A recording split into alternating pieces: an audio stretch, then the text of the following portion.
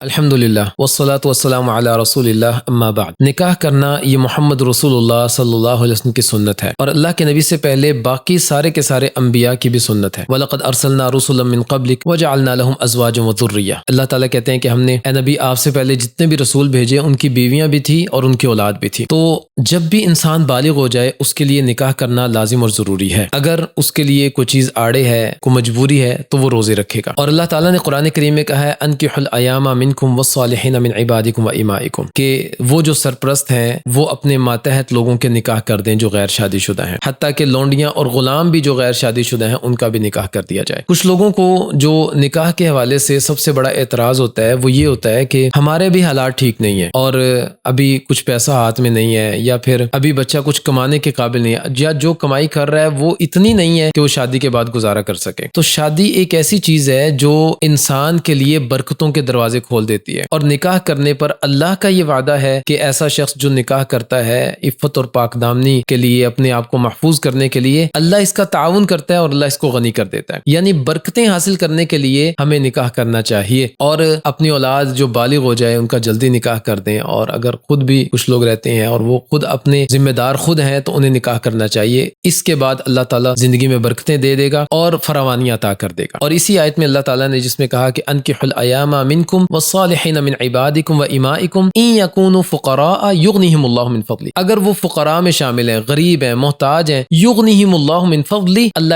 اپنے فضل سے ان کو غنی کر دے گا۔ یعنی اللہ پر توکل و بھروسہ کریں اور نکاح کر لیں، اپنی زندگیوں کو پاک دامنی کی طرف لائیں، عفت اور عصمت کی حفاظت کریں۔ اللہ ایسے لوگوں کو جو مالی طور پر کمزور ہیں اللہ ان کو غنی کر دے گا، اور اللہ تعالیٰ ان کی مال میں فراوانی عطا کر دے گا ان کو۔ اسی طرح ایک حدیث میں نبی کریم صلی اللہ علیہ وسلم بیان کرتے ہیں ثلاث، تین قسم کے لوگ ایسے ہیں، حق علی اللہ عونہم، اللہ کے ذمے ہے کہ اللہ ان کا تعاون کرے، اللہ ان کی مدد کرے، اور ان میں سب سے پہلا شخص المجاہد فی سبیل اللہ، اللہ کی راہ میں جہاد کرنے والا۔ دوسرا المکاتب الذی یرید الادا، وہ غلام یا وہ لونڈی جو اپنے مالک سے مکاتبت کر لیتے ہیں اس چیز پر کہ آپ ہمیں آزاد کر دیں اور اس کے عوض اتنی مدت میں ہم آپ کو اتنی قیمت وہ عطا کر دیں گے۔ تو کہا کہ جو غلام اور خادم اپنے مالک سے یہ معاہدہ کر لیتا ہے اور اس کی نیت بھی ادا کرنے کی ہے، اللہ اس کا تعاون کرتے ہیں، وہ مال کو ادا کر دیتا ہے۔ اور تیسرے نمبر پر کہا الناکح، نکاح کرنے والا، الذی یرید العفاف، وہ جو عفت اور پاک دامنی کی حفاظت کے لیے نکاح کرتا ہے، میری عزت بچ جائے، میں کسی غلط کام میں نہ پڑ جاؤں، اس لیے اس نیت سے جو نکاح کرتا ہے، کہا اللہ اس کا تعاون کرتے ہیں، یہ اللہ کے ذمے ہے، حق علی اللہ، اللہ پر حق ہے کہ اللہ اس کا تعاون کرے۔ تو ہمارے توکل میں، ہمارے بھروسے میں، یا